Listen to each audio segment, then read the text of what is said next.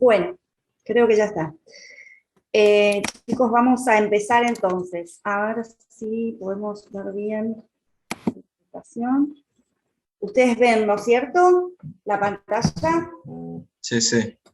Bien. Bueno, vamos a hablar hoy un poquito de toxicología ambiental.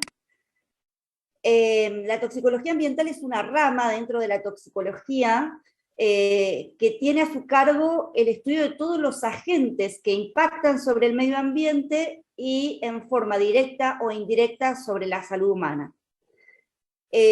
Vamos a ver específicamente dos agentes tóxicos que son para nosotros, dentro de la toxicología ambiental, los que más motivos de consulta y los que más necesidad de conocimiento nos dan desde el punto de vista práctico, ¿no? Desde la clínica toxicológica.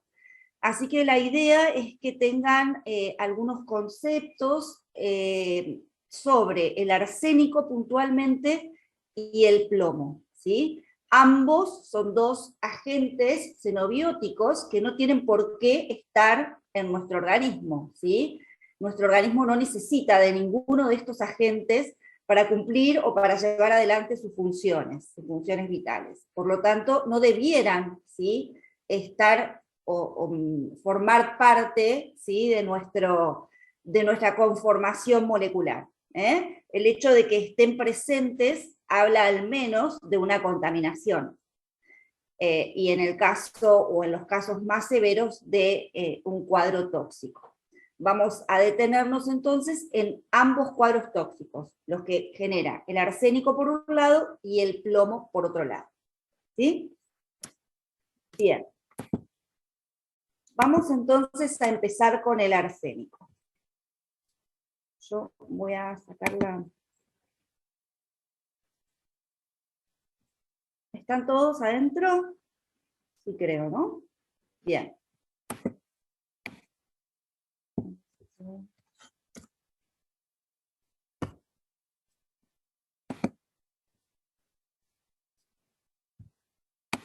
Puedo sacar la...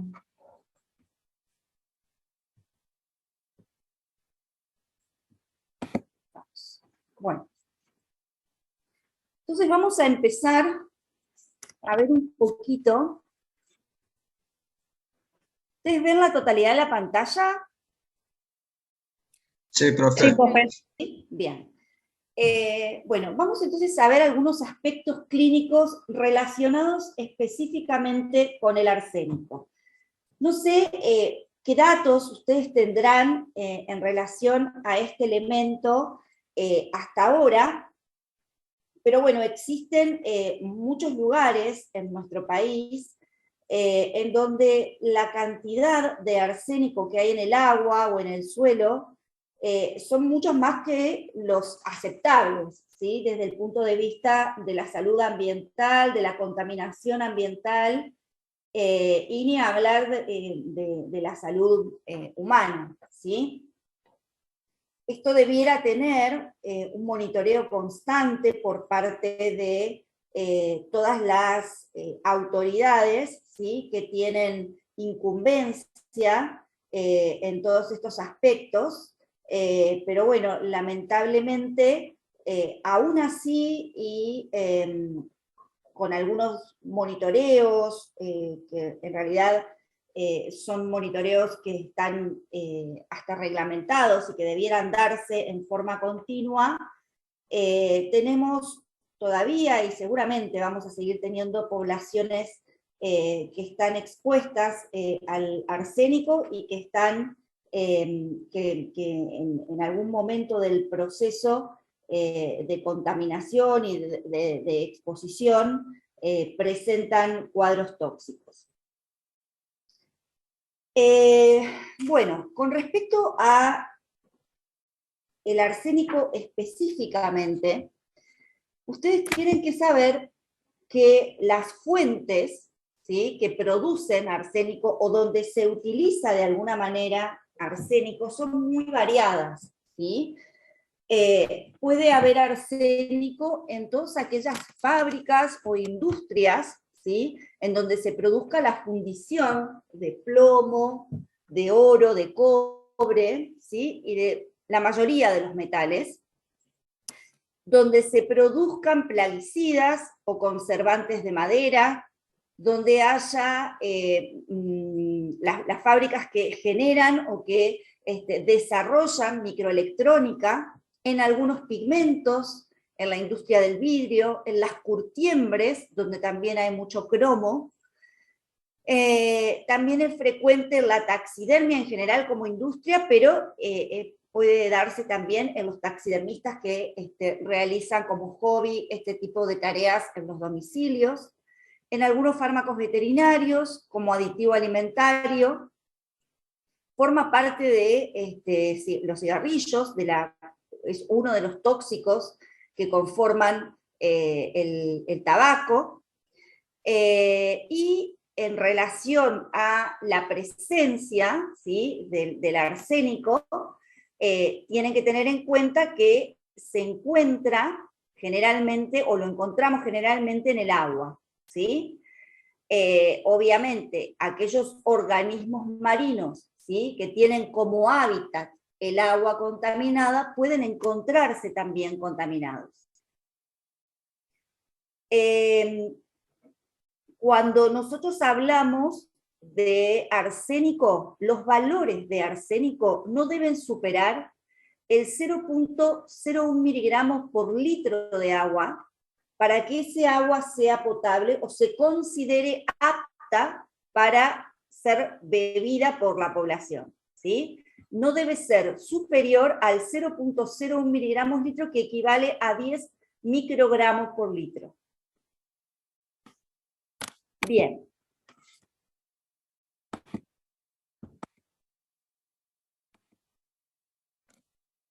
En nuestro país, el arsénico es un elemento que se encuentra naturalmente, ¿sí?, en los suelos, en las rocas, en el agua, como decíamos recién, en la aleación de otros metales, y puede clasificarse en orgánico o inorgánico, ¿sí? Estos compuestos, a su vez, pueden ser pentavalentes, que son por ahí los menos tóxicos, ahora lo vamos a ver un poquito más adelante, o los trivalentes, que son bastante más tóxicos que los pentavalentes, y a su vez son carcinogénicos. En la industria suelen utilizarse bastante más los trivalentes, o sea, aquellos que pueden generar mayor daño. La erosión de las rocas y los desechos industriales pueden contribuir a la contaminación ambiental de aguas y por consiguiente de todos los alimentos marinos. Nosotros tenemos ese valor que les decía recién como el aceptado o el establecido por la Organización Mundial de la Salud y el Código Alimentario Nacional. En relación a la forma de absorción, ¿sí?, se absorbe rápidamente en el tracto gastrointestinal, pero también puede absorberse por vía inhalatoria y en menor grado por vía cutánea. Las formas pentavalentes suelen transformarse en trivalentes, y esto es importante para tenerlo en cuenta porque son precisamente las formas trivalentes las más riesgosas para la salud y las que son potencialmente cancerígenas. Se excreta generalmente por riñón o principalmente por el riñón y en menor cantidad por materia fecal, ¿sí? Puede haber arsénico en saliva y lo podemos encontrar en la leche, ¿sí? Se deposita en pelos y uñas, ¿sí?, como ven ahí, y la vida media de eliminación es de aproximadamente 2 días, ¿sí? Tengan en cuenta que estamos hablando de cuando el arsénico ingresa al organismo por cualquiera de estas vías de exposición. La oral suele ser la más frecuente.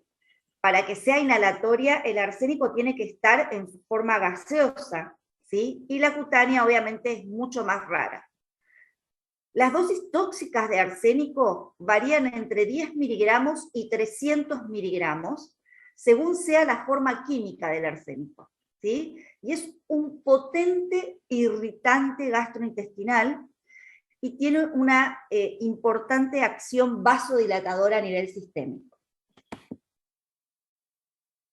No cruza la barrera hematoencefálica, atraviesa la placenta, y como decíamos recién, lo podemos encontrar en la leche materna, aunque no en cantidades significativas. Como decíamos también hace un ratito, los compuestos, ¿sí? Que pueden presentarse en la naturaleza de diferentes maneras, pueden ser más o menos tóxicos, ¿sí? Los compuestos inorgánicos, como el trióxido de arsénico, el anhídrido arsenioso, anhídrido arsénico, arsenitos y arseniatos, forman parte, ¿sí?, de los contaminantes de nuestro suelo, fundamentalmente, ¿sí? Y después están los compuestos orgánicos, que como decíamos pueden ser pentavalentes o trivalentes. Repito que los más preocupantes desde el punto de vista de la salud humana son los compuestos trivalentes, y la mayoría de los pentavalentes terminan transformándose por su metabolismo en compuestos trivalentes. Bien, ¿cómo se metaboliza? O sea, ¿cómo es que se produce en nuestro organismo esa transformación del arsénico inorgánico en estos dos metabolitos que son ácido, los que ven en la parte izquierda, ¿sí?, de la pantalla, que son el ácido monometil arsónico, si está bien puesto, monometil arsónico, y el ácido dimetilarcínico, ¿sí? Son dos metabolitos que surgen de la metilación del arsénico inorgánico en el hígado, ¿sí? Sobre el arsénico inorgánico actúa una enzima, que es la S-adenosinmetionina, ¿sí?, que es una metiltransferasa, y produce en el hígado la formación de estos metabolitos que surgen a raíz de la metilación del mismo. Los patrones de metilación no tienen muy buena correlación con el nivel de exposición, ¿sí? Esto es bastante variable de acuerdo a particularidades individuales. Existe una alta variabilidad individual, ¿sí?, que tiene que ver con factores como la edad, el género, si el paciente es o no tabaquista, los años de residencia, y también incluso con la etnia del paciente. Los compuestos en escala de mayor a menor toxicidad, es lo que hablábamos hoy, hay varios compuestos. El gas arsina, ¿sí?, puede inhalarse y es altísimamente tóxico, perdón. Después están los compuestos inorgánicos trivalentes, los orgánicos trivalentes, los inorgánicos pentavalentes, los orgánicos pentavalentes, y el arsénico como elemento, ¿sí?, constituyente de es parte de la constitución de nuestros suelos, ¿sí? Como verán, lo más tóxico es el gas, ¿sí? Nosotros generalmente cuando hay inhalación de arsina, que es en muy pocos casos, pero bueno, hemos tenido alguno que otro, en más o menos esta última década, la verdad es que casi nos quedamos sin posibilidades de actuar, ¿sí? Es altísimamente tóxico. Los tipos de intoxicación, como en la mayoría de los casos y en la mayoría de los agentes tóxicos, puede ser aguda o crónica. Cuando hablamos de aguda, a su vez puede ser laboral, accidental o intencional. Y si hablamos de crónica, puede ser laboral o puede ser simplemente endémica. Cuando hablamos de endémica, hablamos de la presencia de arsénico en suelo y en agua en condiciones y en cantidades que superan el rango que vimos al principio y que hacen que ese agua pueda ser potable para la ingesta, ¿sí? En este caso hablamos del hidroarsenicismo crónico regional endémico, ¿sí?, o el ACRE, que es sobre lo que nos vamos a detener un poquito más especialmente. ¿Cuál es el mecanismo de acción del arsénico? Localmente localmente, en todas sus presentaciones, actúa como un cáustico y un sensibilizante, ¿sí? Porque, si tuviéramos el,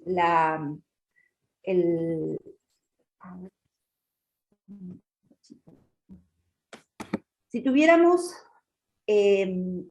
la posibilidad, ¿sí?, de observar cómo actúa el arsénico sobre la piel o sobre los epitelios en general, no hay mucha diferencia con el resto de los metales, que tienen una acción cáustica importante y sensibilizante de los epitelios, ¿sí?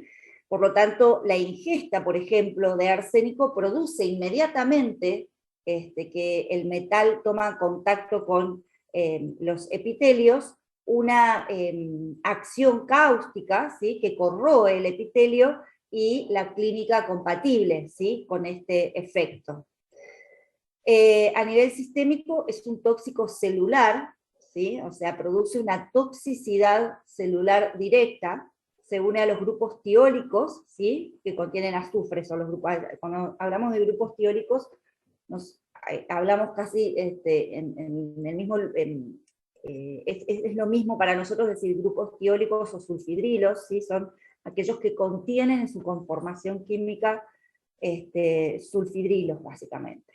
Interfieren en numerosos sistemas enzimáticos, fundamentalmente aquellos relacionados con la respiración celular.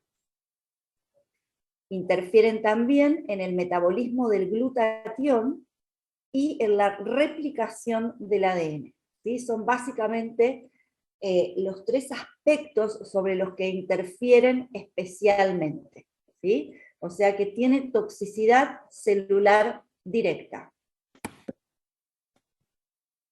Decíamos que en relación a los efectos locales es un sensibilizante, ¿sí?, de la piel, puede generar causticidad tanto en piel como en mucosas, siempre y cuando obviamente el contacto sea prolongado, ¿sí? Y si el contacto es efectivamente prolongado, lo que vamos a ver es una hiperemia local, ¿sí?, una erupción que después se hace vesículo-pustulosa, ¿sí?, irritación conjuntival, y puede haber en algunos casos, sobre todo cuando hay inhalación del producto, perforación del tabique nasal.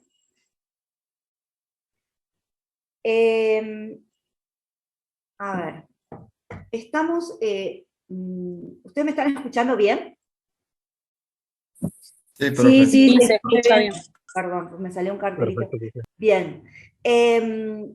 Les decía que la mayor afectación, cuando hablamos de efectos locales, generalmente es en aquellas zonas que están como más expuestas, ¿sí?, como son conjuntivas, párpados, la región retroauricular, ¿sí?, nariz, boca, mucosa respiratoria, muñecas, rara vez en genitales, pero esto cuando la afectación es a nivel genital, generalmente es cuando el paciente trabaja, ¿sí?, o cuando el agua del lugar en donde el paciente se baña está excesivamente contaminada, ¿sí?, por arsénico, si no, esto no ocurre.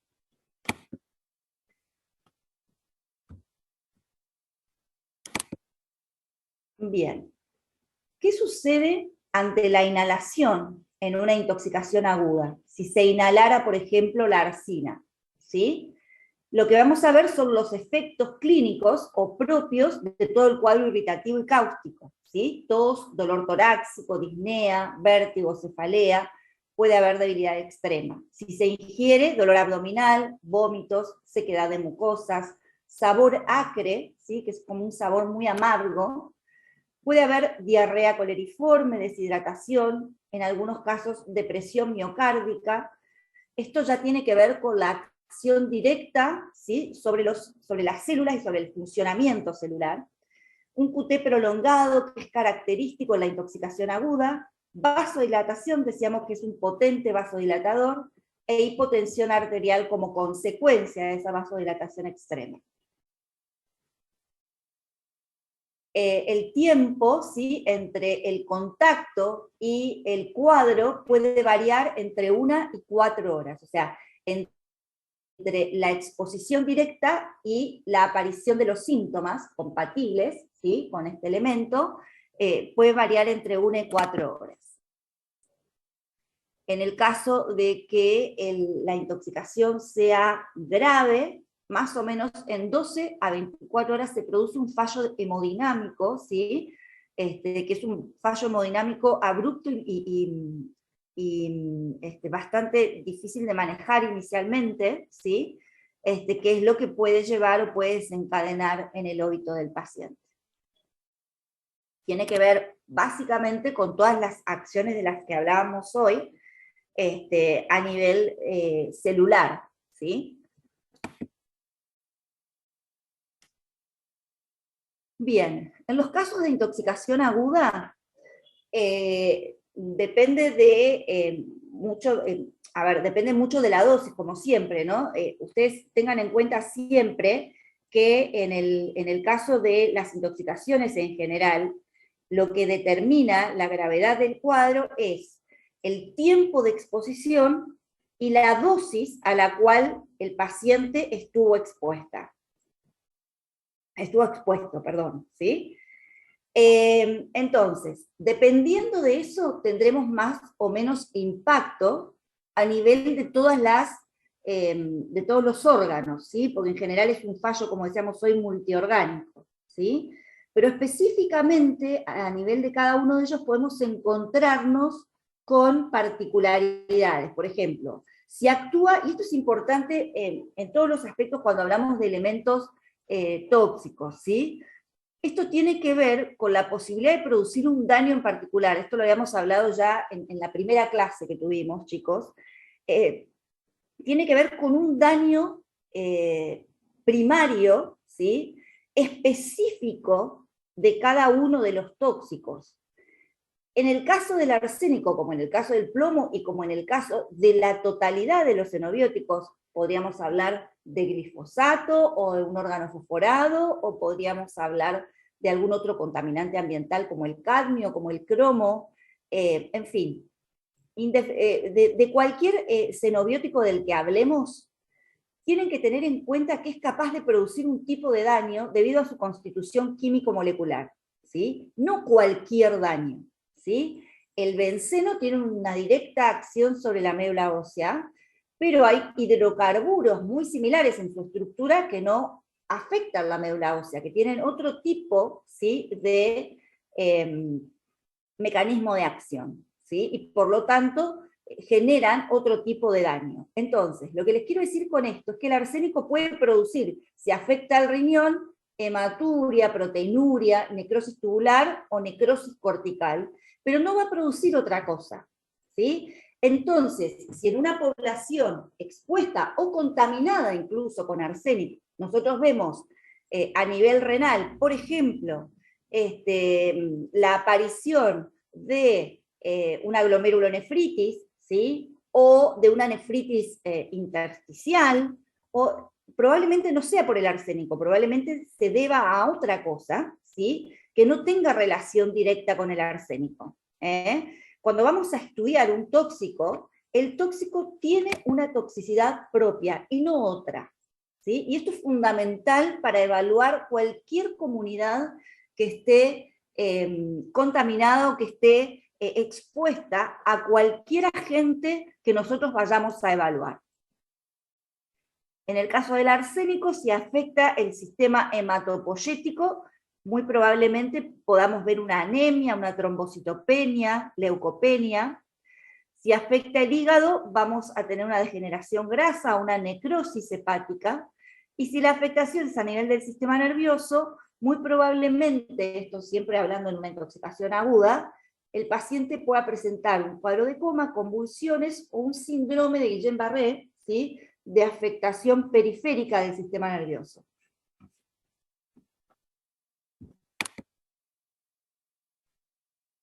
Vamos entonces ahora a hablar ya un poquito de la intoxicación crónica, ¿sí? Cuando hablamos de intoxicación crónica, nos metemos directamente en lo que para nosotros es más importante, probablemente porque es una enfermedad muy difundida, ¿sí?, en distintas regiones de Sudamérica y en el mundo en general, pero especialmente abarca una zona muy extensa de Argentina, ¿sí? Como la zona de Córdoba, algunas partes de la provincia de Buenos Aires, Santa Fe, Santiago del Estero, San Luis, Tucumán, La Pampa, en Jujuy también hay, en el Chaco, poco, pero también en provincia de Chubut. Está generalmente relacionada con el agua que tiene un alto contenido de arsénico, y vamos a hablar, cuando hablamos específicamente de intoxicación crónica, de esto sí que nos atañe especialmente, precisamente por lo extenso de las regiones afectadas, que es el hidroarsenicismo endémico crónico. En relación a lo que les dije recién sobre la intoxicación aguda, les quiero hacer dos anotaciones, o anoten dos cosas puntualmente que no se las dije, y es importante que tengan en cuenta. Primero, el arsénico puede dosarse en orina de 24 horas, ¿sí? Los valores que tenemos de referencia en pacientes no expuestos son más o menos hasta 44.6 microgramos por litro, ¿sí? Generalmente... ¿Podría repetirlo de vuelta? ¿Perdón?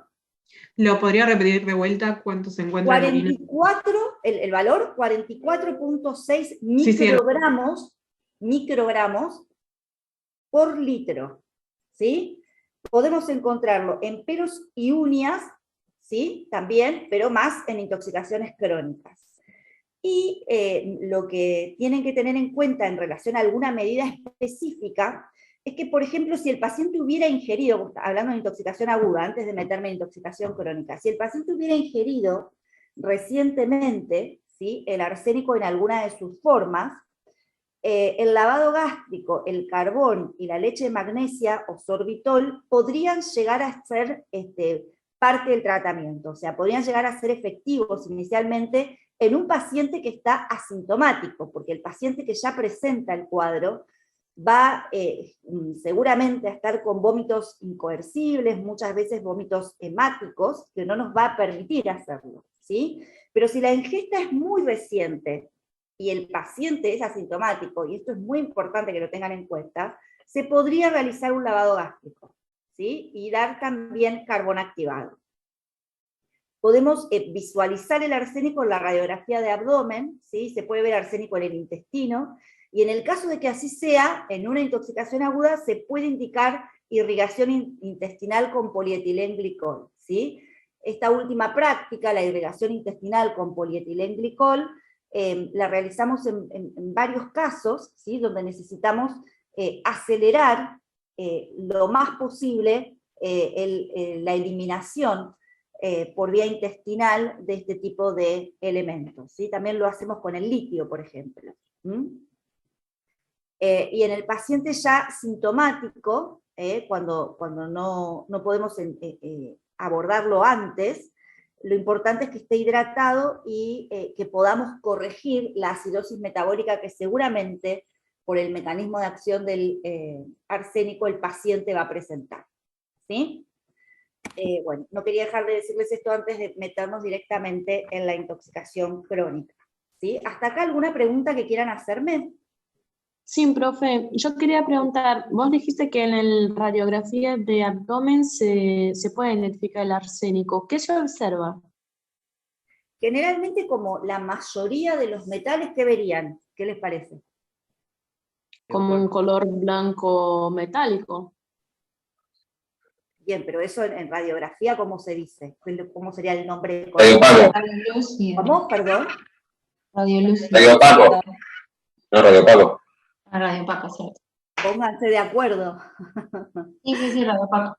Radiopaco, chicos, ¿sí? Se ve radiopaco. Exacto, lo mismo nos pasa con el litio, por ejemplo, con el mercurio, ¿sí? Cuando se ingiere el mercurio metálico de algún termómetro, por ejemplo, o un esfigmomamómetro, lo vemos radiopaco, ¿eh? Y esa es la forma en la que podemos observar la presencia en el tubo digestivo de los metales en general, también del arsénico. Bien. ¿Te hago una consulta? Sí, claro. En el caso de un paciente que ya esté sintomático, pero que, digamos, ingirió, o nos refiere que ingirió hace no tantas horas, esta cantidad de arsénico para una intoxicación aguda por vía digestiva, ¿no le podemos practicar igual los métodos de eliminación? No podés, ¿Por qué no? porque ¿Por estamos los vómitos buscando, imposibles? porque no sé si te acordás que una de las contraindicaciones absolutas para generar los métodos de eliminación por vía digestiva son los cáusticos. ¿Te acordás? Ah, es verdad, funciona como cáustico, tenés razón. Funciona como un cáustico y en algunos casos afecta tanto el sistema nervioso central que puede generar convulsiones, ¿sí? En cualquiera Perfecto. de los dos casos está absolutamente contraindicado, ¿eh? Pero cuando se ingiere Claro. especialmente es cáustico, por lo tanto, no, o sea, si el paciente ya está sintomático, no lo podemos hacer, ¿sí? Perfecto. Bien, Gracias. de nada. Bueno, ¿alguna otra pregunta, chicos, antes de que nos metamos con esto? Profe, solamente si se ve en la radiografía es que lo vamos a hacer lo de la irrigación intestinal. Y necesitamos constatarlo, sí. Sí. Necesitamos constatarlo para proceder a hacer la irrigación con polietilenglicol, porque se hace con una sonda, por goteo, y la idea es después poder hacer una radiografía para evidenciar que ya no haya, ¿sí? Así que sí, necesitamos constatar la presencia, ¿eh? Si no está, no lo vemos, es porque ya lo eliminó, y por lo tanto no tiene sentido hacerlo. ¿Está? Sí, gracias. Bien. Bueno, entonces, continuamos. Perdón, una consulta más, Sí, que relacionada con lo que te pregunté recién. Entonces, el paciente nos refiere que, bueno, tomó algo que tiene alto contenido en arsénico. sí, Aunque sea un cáustico, si sí, está asintomático, ahí sí hago los métodos de lavado. claro. Si nosotros lo podemos... Ok, fue un espía ruso que ahora de los últimos, porque, o sea, en la historia hay un montón de gente que fue envenenada por arsénico. No me acuerdo si fue uno de los espías rusos o fueron los rusos que le pusieron arsénico a alguno de estos.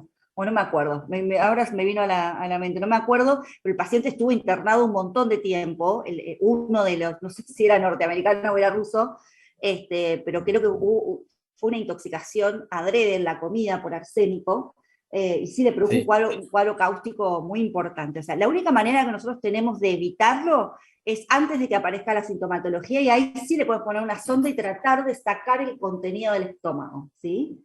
Porque cuanto más perfecto. tiempo está, mayor posibilidades tiene de generar causticidad. ¿Se entiende? Excelente. Entonces ahí sí podemos tratar de sacarlo de todas las maneras que podamos e incluso inhibir su acción tóxica sobre las células dando el carbón activado y tratando de neutralizar el efecto. Pero únicamente, y lo repito porque después dicen otra cosa, únicamente esto es posible si el paciente tuvo una ingesta reciente, absolutamente reciente, y no presenta clínica. Si no, hacemos más lío de que lo que hizo el arsénico. ¿Estamos? Profe, y en este caso el carbón activado sería una vez solo o sería el carbón activado seriado? No, una sola vez, una sola dosis. Bien. Entonces, para quedarme claro, la contraindicación absoluta de los cáusticos es ante clínica cáustica, no tanto ante el potencial que tenga el tóxico de ser cáustico. Mira, cuando vos hablas, por ejemplo, a ver, si nosotros hablamos de la ingesta de un cáustico, ¿sí? Hablemos, por ejemplo, de el hidróxido de sodio, ¿sí? Que es, por ejemplo, la soda cáustica, ¿sí? Ácido sulfídrico, ¿sí? Ácido clorhídrico. Si hablas de la ingesta de un cáustico, no hacemos absolutamente nada. Incluso lo que podríamos llegar a hacer es diluir, atrevernos a diluir antes de los síntomas. Pero estamos Bien. seguros de que ingirió un cáustico y que el único efecto posible para un cáustico es la causticidad, ¿sí? En el Claro. caso de los metales, la causticidad tiene que ver con uno de los efectos posibles, ¿sí? Por lo tanto, si no lo produjo, todavía nos da un rango mínimo de posibilidad de acción previa. Excelente, ahí entendí. Gracias. Ok. Bueno,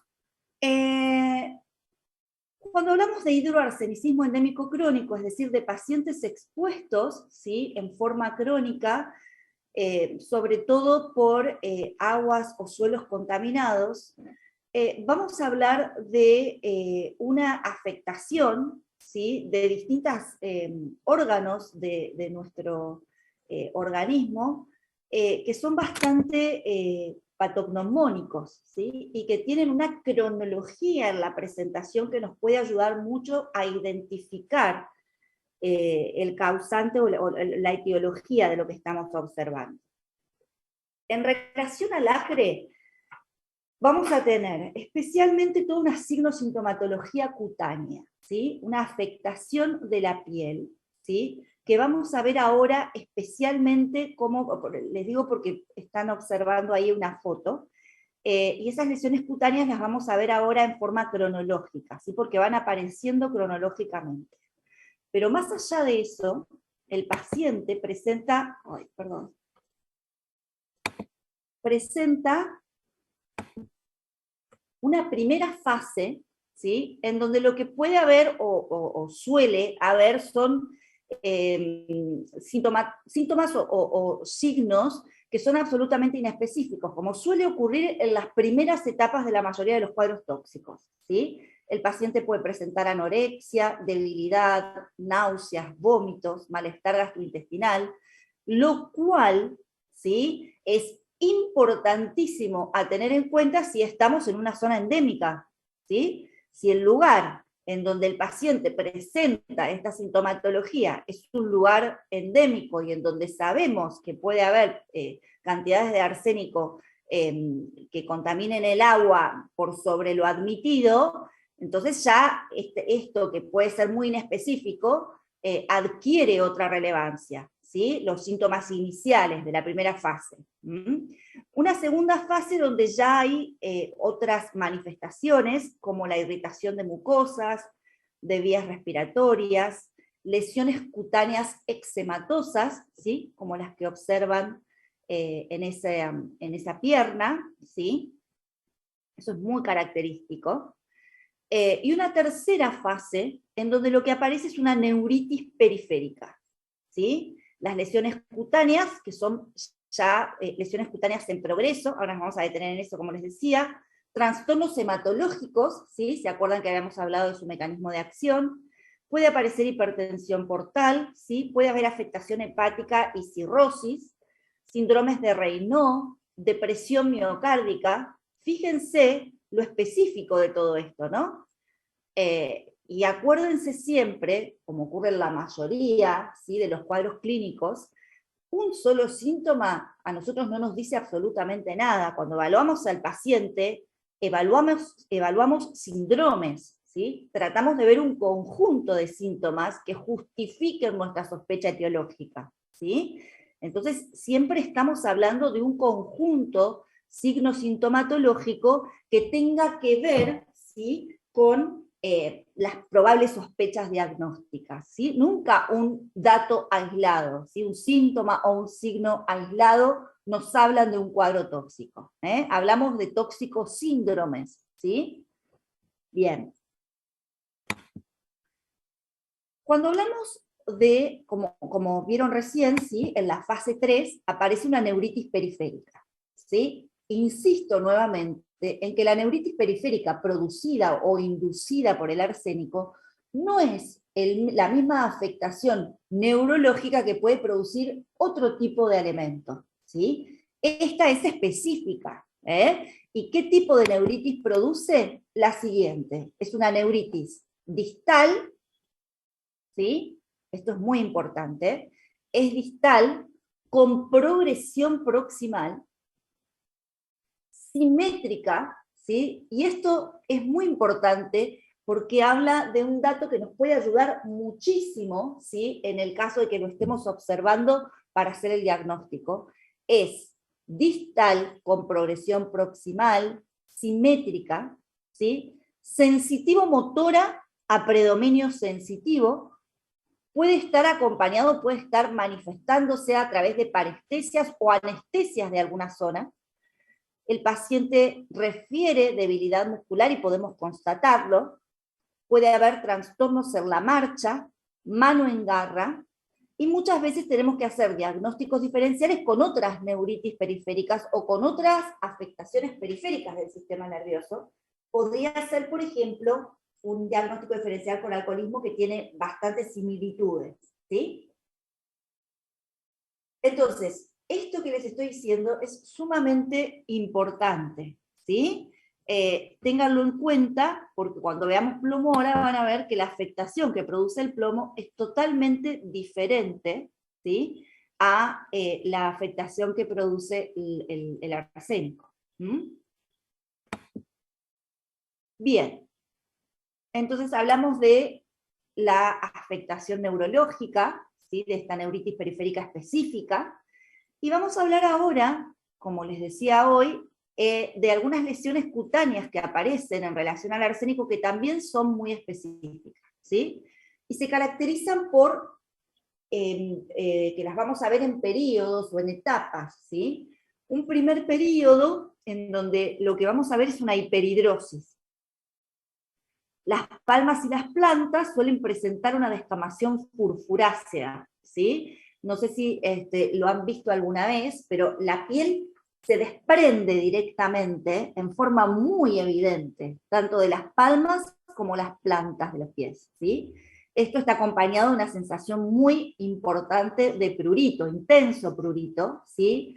Sudor, hablamos de esa dishidrosis, ¿sí?, de una hiperhidrosis, y disestesias. En un segundo periodo, ¿sí?, ya las lesiones evolucionan hacia un proceso, hacia un periodo de hiperkeratosis. Son las mismas lesiones que primero comenzaron con una hiperhidrosis y que después evolucionan hacia una hiperkeratosis. Entonces lo que vamos a ver es un engrosamiento epidérmico, ¿sí?, generalmente difuso, puede haber callosidades, globos córneos circunscriptos, o alguna forma más verrugosa, ¿sí?, de la presentación de las lesiones. La piel suele fisurarse, ulcerarse, y ya lo que antes se manifestaba como con mayor molestia, que era el prurito, pasa a tener un dolor muy intenso, ¿sí? Inicialmente hay un prurito fuerte, y después lo que más se manifiesta en el segundo periodo es el dolor. Puede todavía coexistir con el prurito, ¿sí?, pero lo más evidente de esta segunda etapa o de este segundo periodo es el dolor, ¿sí? El pelo suele volverse ralo, quebradizo, aparecen lesiones unguiales, ¿sí?, con unas características líneas transversales, atróficas, que son las líneas de Mess, que ahora les voy a mostrar algo de eso cuando terminemos. No sé si se fijan que al pie de cada una de las filminas aparece esto que son valores, ¿sí? En realidad son valores estimativos que podrían tener cierta correlación con la clínica, ¿sí? Más o menos una exposición, una contaminación diaria con arsénico, ¿sí? En estos valores de 30 a 100 microgramos de arsénico kilo día, ¿sí?, podrían darnos cuadros como del que hablamos recién, como una neuritis periférica, ¿sí? Estas correlaciones que nosotros hacemos tienen que ver con la práctica. No siempre es así, pero muchas veces son orientativas, ¿sí? Esto se los digo siempre. Funciona de la manera de dato orientativo, básicamente, ¿sí? Los pacientes ya que presenten este tipo de lesiones, ya hablamos de individuos que están expuestos a mayor cantidad, ¿sí?, más de 50 microgramos por litro. Y ya tenemos un tercer y cuarto periodo de lesiones cutáneas que siguen siendo la progresión de este primer periodo hiperhidrótico, ¿sí? En el tercer periodo vamos a ver una melanodermia difusa, ¿sí?, una melanosis difusa, ¿sí?, que tiene una característica de distribución en gotas de lluvia, ¿sí? Lo vamos a ver principalmente en lo que nosotros, o sea, más observamos es el tronco, ¿sí? El tronco como que es como muy notorio esto, ¿no?, de la distribución en gotas de lluvia, por ahí no es tan evidente en extremidades, ¿sí? pero en cuello y en tronco vemos esa distribución característica en gotas de lluvia, ¿sí? Después, esto puede estar limitado a este periodo, ¿sí? No aparecer en el curso de la enfermedad, ¿sí? En algunos casos, la melanosis aparece, pero no aparece esta típica distribución en gotas de lluvia. El tema es que cuando aparece, es un dato importante porque puede ser muy específico el arsénico, ¿sí? En el caso del cuarto periodo, ¿sí? Es el último y es el periodo de transformación. O sea, todas estas lesiones fueron progresando y terminan en una transformación maligna, ¿sí? Puede generar un cáncer cutáneo, la mayoría de los casos puede derivar en un epitelioma vasocelular, que puede ser único o múltiple, generalmente en tronco, ¿sí? O algún epitelioma del tipo más espinocelular, pero en miembros, ¿sí? O sea, los espinos celulares aparecen más en miembros y los epiteliomas vasocelulares aparecen más en tronco. Yo he visto pacientes con múltiples epiteliomas vasocelulares, ¿sí? Incontables a veces, porque de cada una de las lesiones hay una derivación maligna, o hay una transformación maligna, así que suele ser muy impresionante cuando ya se llega a este cuarto y último periodo. Acá hay algunas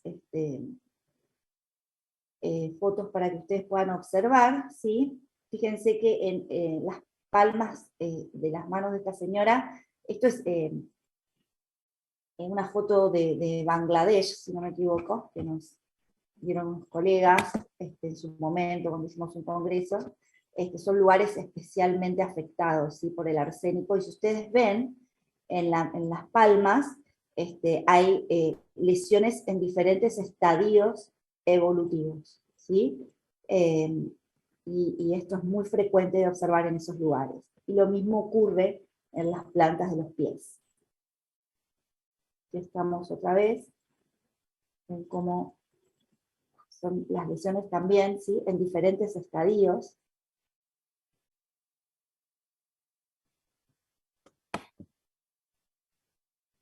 Acá pueden observar las líneas de MES, ¿sí? Esas líneas atróficas transversales, ¿sí? Propios de la afectación del arsénico. Y aquí ven en tórax, esto que les decía recién, que es esta melanosis difusa en forma de gotas de lluvia, ¿sí? Muy, muy característica, sobre todo el cuello y tronco.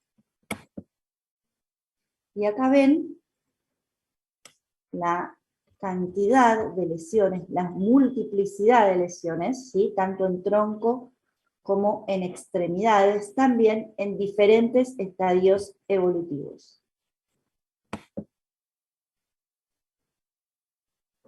Acá ya vemos la derivación o la transformación maligna, ¿sí?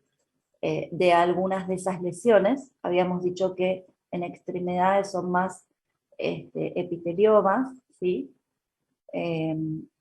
Pero esto, bueno, ocurre en forma simultánea en muchas partes, ¿sí? del cuerpo. Además de producir cáncer cutáneo, el arsénico es un cancerígeno del grupo A, ¿sí? Por la IARC, y puede afectar también pulmón, vejiga, hígado, riñón y próstata, ¿sí? Otro de los cánceres que puede llegar a producir este cancerígeno del grupo A afecta estos órganos: pulmón, vejiga, hígado, riñón y próstata. Los residentes de áreas con niveles de arsénico superiores a los recomendados deben efectuar exámenes dermatológicos a intervalos regulares, entre otras cosas, ¿no es cierto? Pero bueno, lo dermatológico por ahí es lo más fácil de observar, y es necesario poder hacer un seguimiento, ¿sí? De estos pacientes, sobre todo si sabemos que están expuestos y que permanecen expuestos.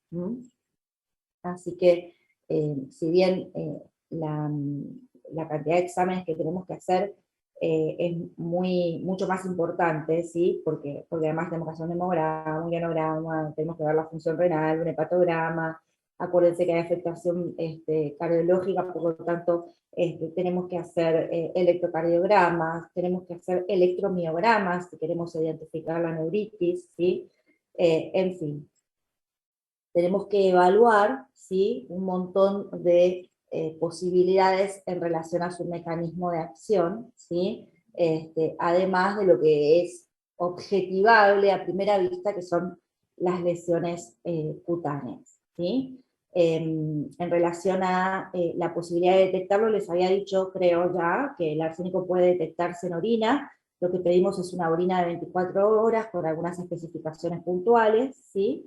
Y en las intoxicaciones crónicas también puede estar presente en pelo y uñas. Es importante cuando nosotros hacemos la toma de muestra para evaluar la presencia de arsénico, que no se ingieran comidas de origen marino durante unos 7 días previos a la toma de la muestra, ¿sí? Y creo que no me olvido de nada, ¿sí? Les reitero que, esperen un minutito, les reitero que tenemos que pedir además hemograma, hepatograma, función renal, o sea, urea y creatinina, no olvidarnos de una placa toracoabdominal de pie, que generalmente es la que más nos ayuda, electrocardiograma y electromiograma. ¿Se me escucha? Sí, te escucho, decime. Quería consultarte, ¿qué dijiste sobre los 7 días? Esto es una condición bueno, que tenemos en cuenta cuando tomamos la muestra para evaluar la presencia de arsénico, que le recomendamos al paciente que 7 días antes de la toma de muestra no ingiera ningún alimento de origen marino. Perfecto. ¿Estamos? Porque Sí, eso puede gracias. exacerbar la cantidad de arsénico que nosotros estamos dosando. Excelente. Bueno, Profe, ¿alguna cosa? Sí, la dígame. imagen de las lesiones en forma de gota de lluvia en tronco que no vi bien, por favor. Sí. Otra vez. Ahí está. Ay, perdón, esto es tan sensible que enseguida se va, perdón. Está bien, no pasa nada. Acá ven, que no sé si lo habían visto, a ver, puede ser que no se me alcanzaba a verlo. No sé por qué no aparece, me va la imagen. Ahí está.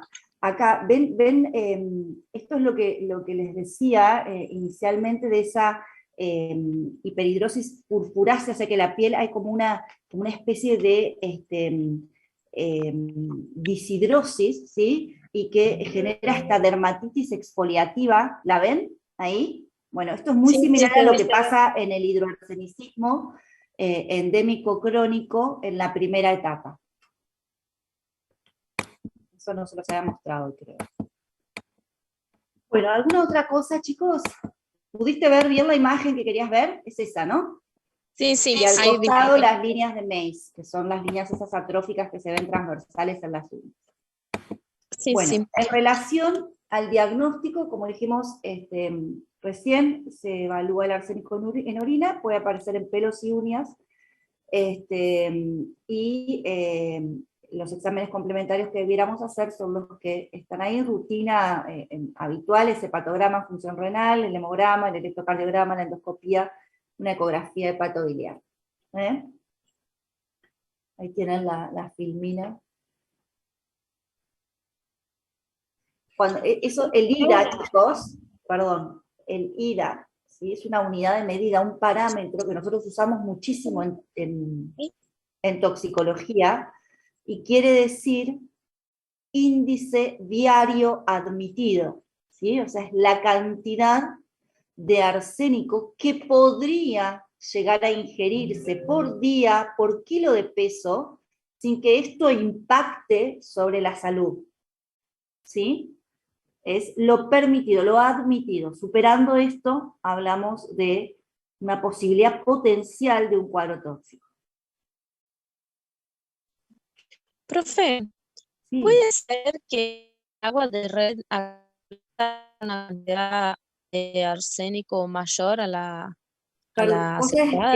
Perdóname, pero te escuché todo entrecortado. A ver, repetime la pregunta. Sí, puede ser, porque yo he escuchado muchas veces que las personas hablan en la calle de que en el agua de red acá en La Plata hay una cantidad de arsénico superior a la aceptada, digamos, a la... No, la gente dice muchas pavadas. No, ustedes como médicos tienen que tratar de constatar ese tipo de información. La verdad es que no, que el agua de red, el agua corriente, ¿no? El agua de red de La Plata tiene cantidades de arsénico inferiores a las que podrían llegar a producir efectos sobre la salud. Estoy hablando de La Plata, del casco urbano y del agua de red. No me hago cargo de decir esto en otros lugares donde el agua es de pozo o donde el agua es periférica, ¿sí?, al casco urbano. A eso me estoy refiriendo, ¿sí? Lo otro Sí, sí. habría que evaluarlo en cada lugar. Sí, La provincia de Buenos Aires está afectada por el arsénico y hay lugares específicos en donde las cantidades de arsénico sí superan en bastante cantidad lo que debiera permitirse para el agua que se ingiere. bien. Profe, habías dicho que se hacía radiografía de abdomen y de tórax, o entendí mal. Ay, no te escuché, perdón, no te entendí lo que me dijiste. Que sí, habías dicho que además teníamos que solicitar radiografía de tórax y abdomen, que no sé si entendí mal yo.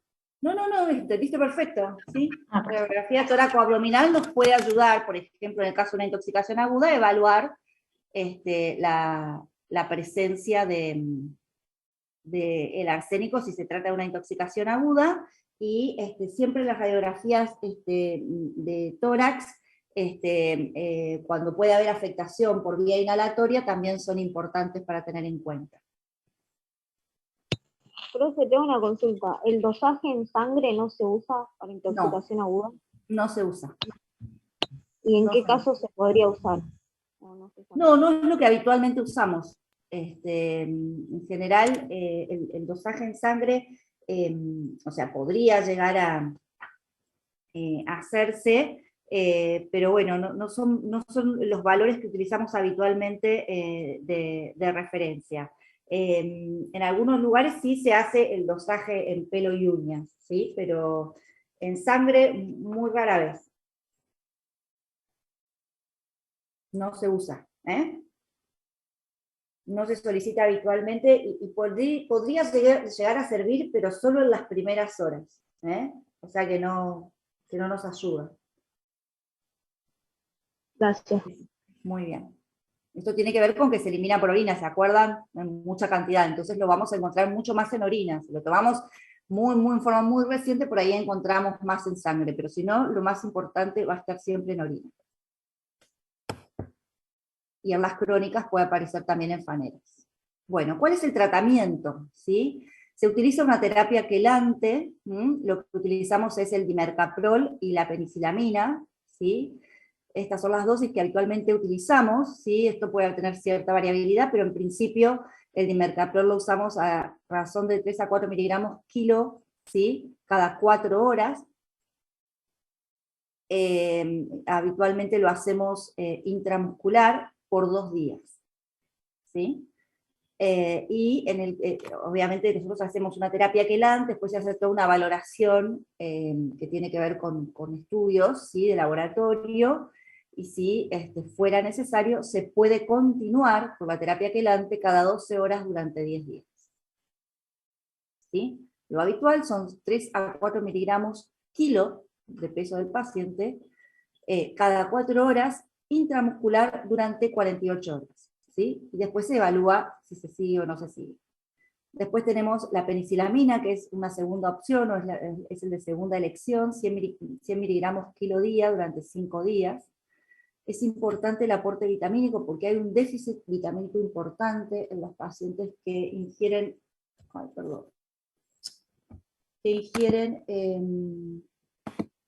arsénico en forma crónica, ¿sí? Así que hacemos aportes de vitamina A, C y E. Y después está todo el tratamiento sintomático, ¿sí?, en donde también hay reposición de elementos como el zinc y el cobre, ¿sí? Y obviamente el alejamiento de la fuente contaminante. Después está todo lo que tiene que ver con el saneamiento ambiental y el saneamiento de las aguas que ingiere la población. Entonces, está la terapia quelante por un lado, con dimercaprol y penicilamina, el aporte vitamínico, un tratamiento sintomático que tiene que ver con la reposición de elementos que sabemos que se pierden en este tipo de cuadros tóxicos, el alejamiento de la fuente contaminante y, en la medida en que esto sea posible, la remediación de las aguas o el saneamiento ambiental. Medidas de saneamiento ambiental específicas, ¿no? Una consulta,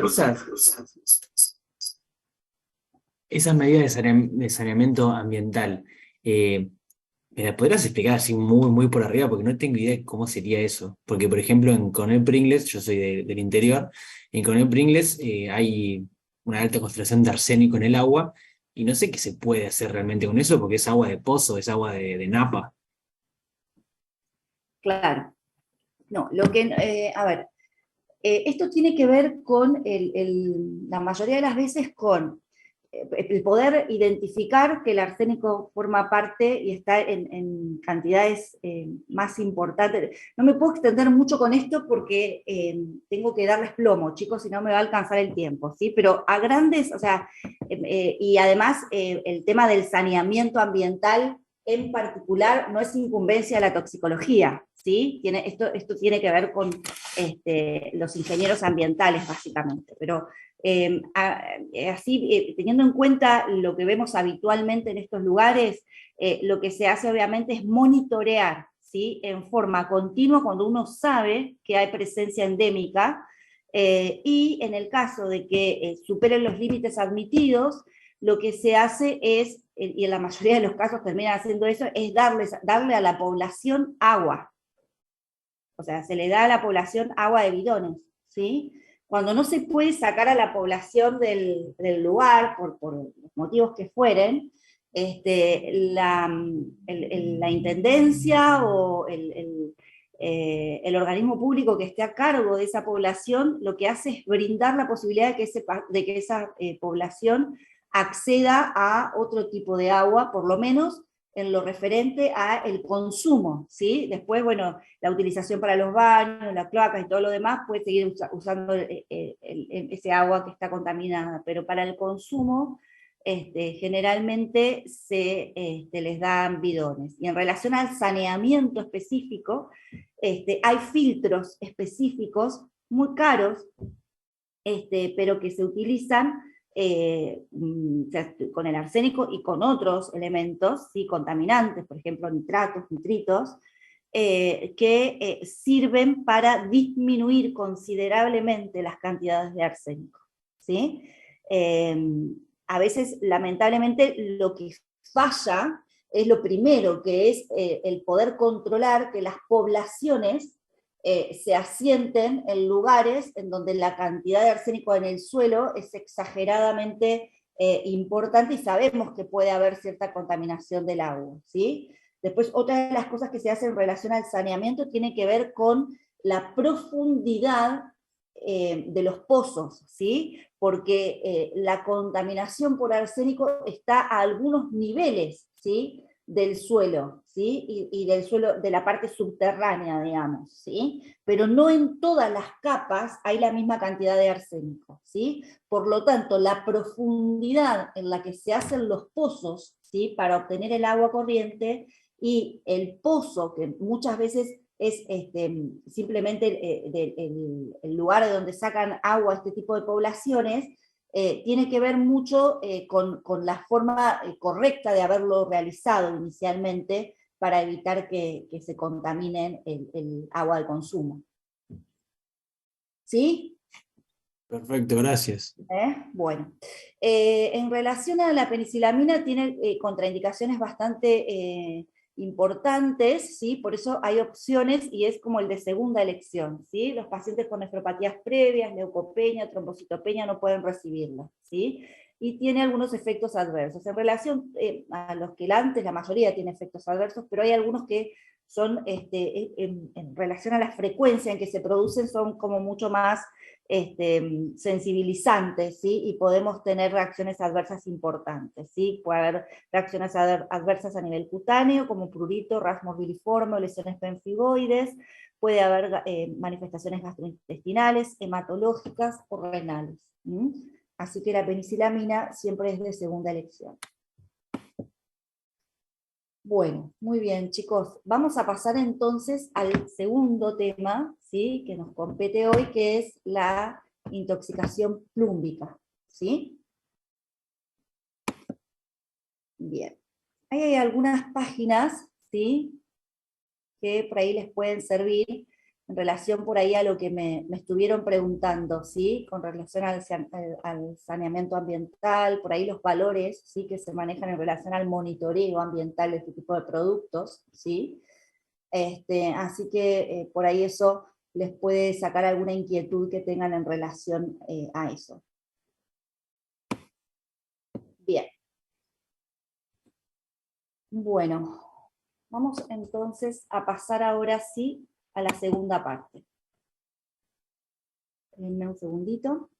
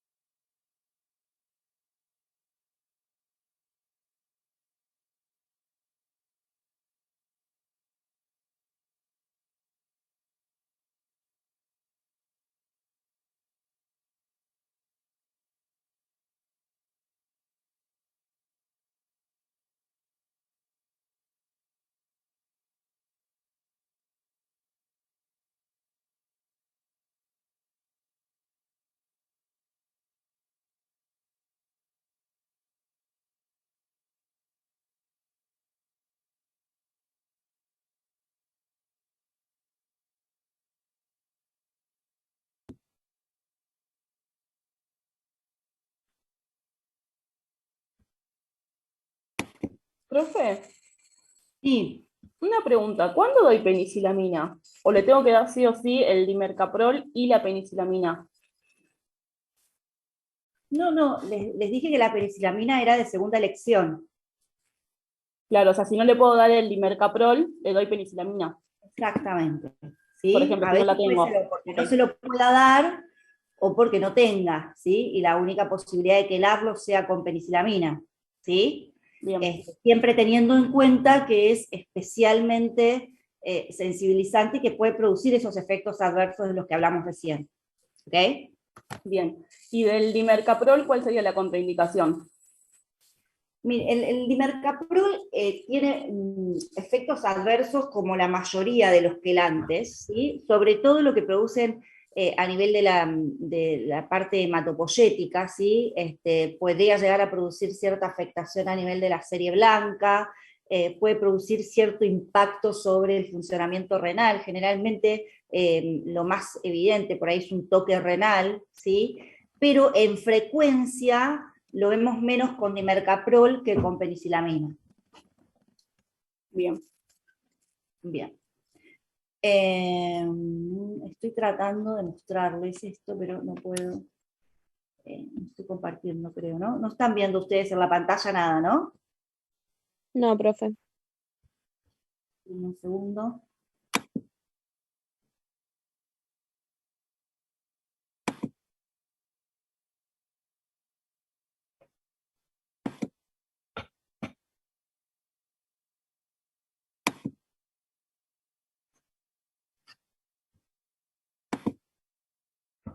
Ahora sí.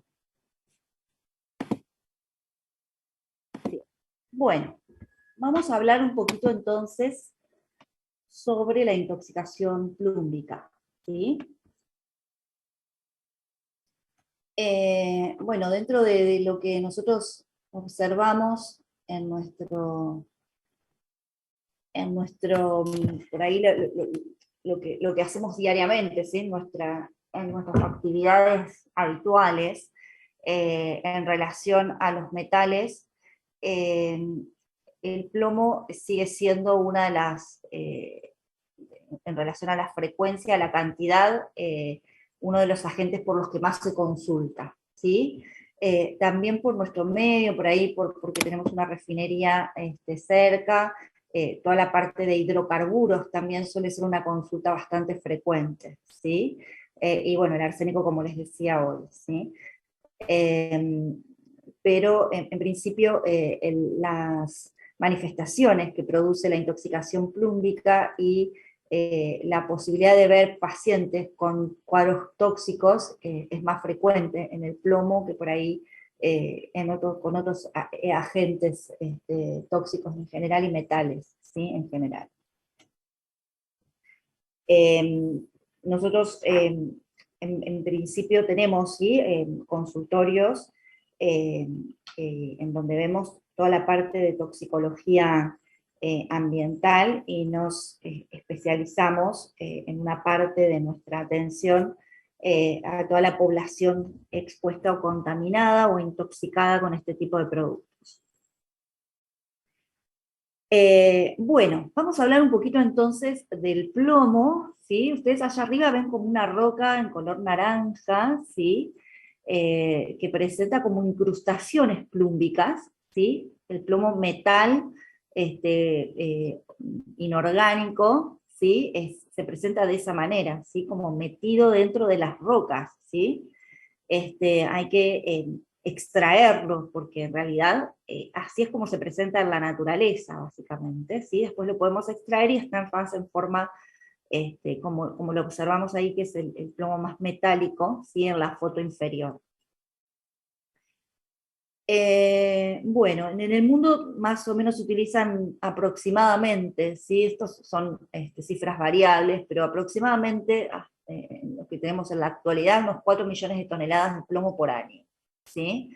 Es un material que no se biodegrada, ¿sí? Y no es un elemento esencial para la actividad de los sistemas biológicos. Se puede hallar en el suelo, en el agua, en el aire, y obviamente cuando esto ocurre lo podemos hallar siempre dentro de la cadena alimenticia, ¿sí? La contaminación se origina fundamentalmente a raíz de actividades antropogénicas, es decir, aquellas actividades realizadas por el hombre, en donde se utiliza el plomo como fuente o como elemento para diversas actividades, ¿sí? Industriales sobre todo, o mineras, ¿sí? Las formas de exposición, como lo que venimos viendo hasta ahora, puede ser ocupacional, podemos diferenciar en el caso del plomo en dos grandes grupos, ocupacional o no ocupacional, ¿sí? Ocupacional son todos aquellos expuestos especialmente a este tipo de metal, como son los que trabajan en minería, o en fundiciones, o en alfarería, en vidriado, en construcción. Todos aquellos que trabajan con baterías, ¿sí? Nosotros tenemos, en el Gran Buenos Aires tenemos muchas fábricas que realizan baterías o acumuladores, ¿sí? Los que trabajan con pigmentos, ya sea porque los utilizan para teñir o que los generan o fabrican, cerámicas, soldaduras, ¿sí? Todas estas posibilidades en relación a las formas o las fuentes de exposición en lo que se refiere a la exposición ocupacional.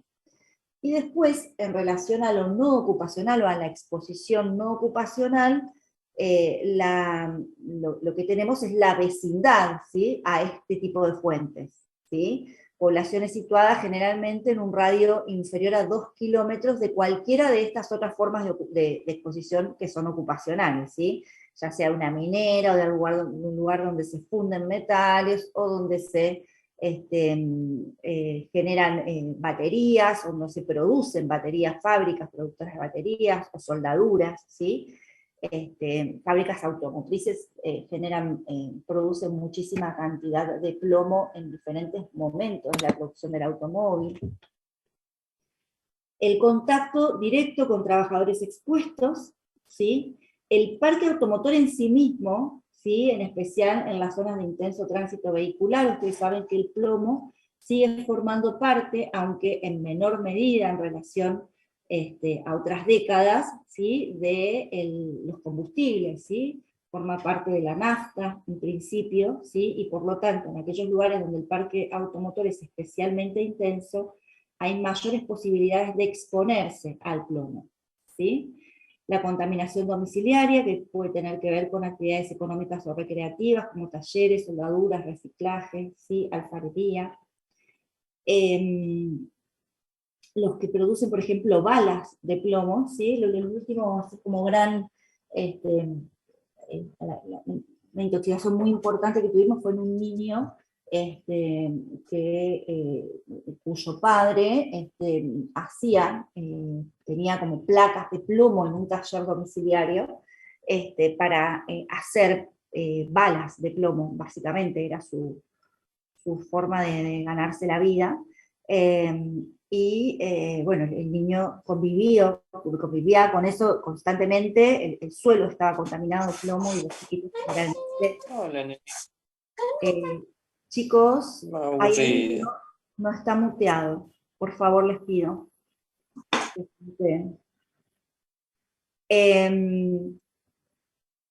Les decía entonces que esto es uno de los últimos casos por ahí, ¿sí? La contaminación a raíz de una fábrica pequeña, ¿sí? Una especie de pyme en un domicilio en donde se fabrican balas, ¿sí?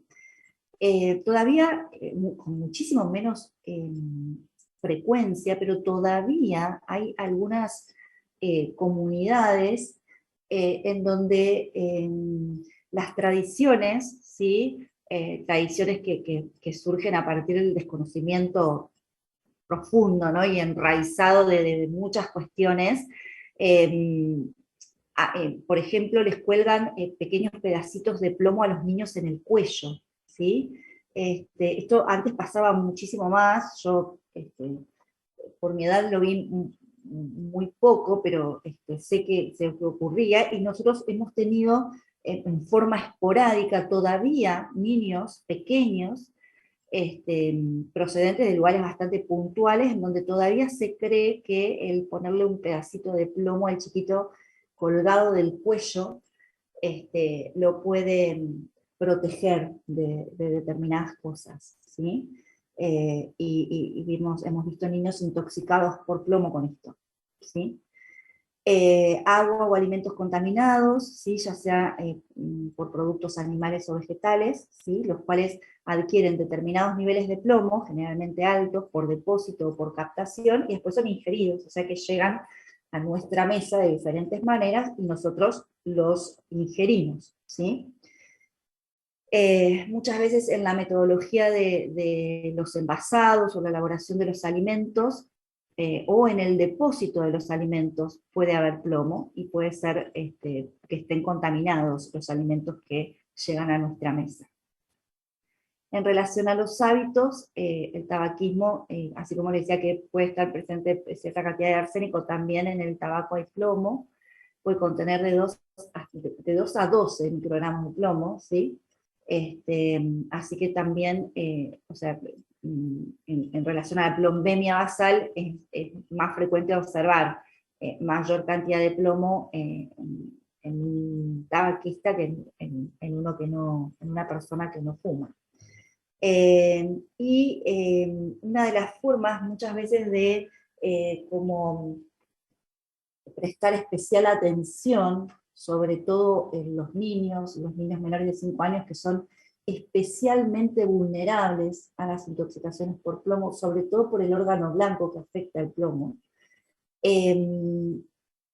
La pica, ¿sí? Esto de que hacen los niños por ahí de rascar paredes, ¿sí? Y de ingerir los pedacitos, ¿sí? de pared, puede ser un índice o puede ser algo que observemos en poblaciones donde los chicos están contaminados o intoxicados con plomo, ¿sí? Así que el hábito de la pica puede ser un dato que nos ayude a presumir o a sospechar que el niño pueda llegar a estar contaminado o intoxicado con plomo. Les decía que los niños son especialmente vulnerables, ¿sí?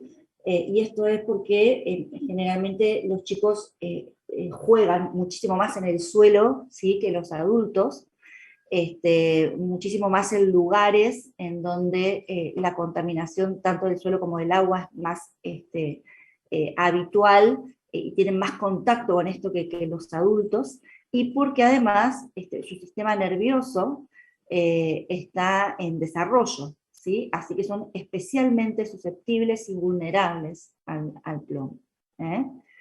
Bueno, esto es simplemente un gráfico en el donde ven las vías potenciales de distribución y transporte del plomo atmosférico hacia el organismo, ¿sí? O sea, cómo terminan o cómo pueden llegar a nosotros por diversas vías, ¿sí? El plomo puede contaminar el agua, el suelo o el aire, ¿sí?